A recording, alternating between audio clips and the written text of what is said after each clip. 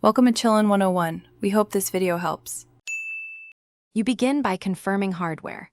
The screen must support HDR10 or Dolby Vision, and the port must be HDMI 2, 0/2, 1 or DP1, 4+. Once confirmed, use a certified high-speed cable and plug it into the labeled UHD/HDMI 2, 0+ port on the display.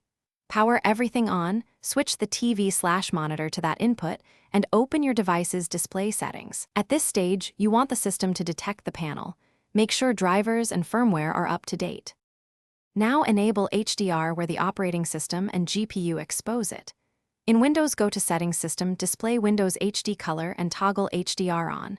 On Mac OS, open Displays and enable HDR for that screen.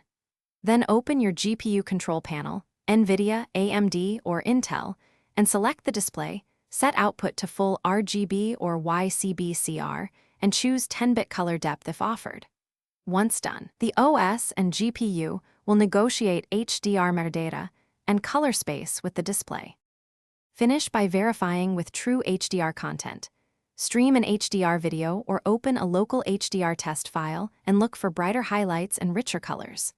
Make sure the display is set to an HDR picture mode, often labeled HDR, Cinema, or Auto, and enable HDMI UHD/deep color for that input.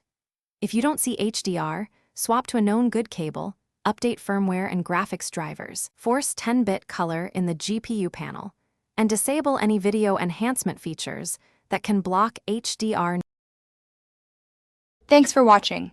Consider subscribing if we helped you.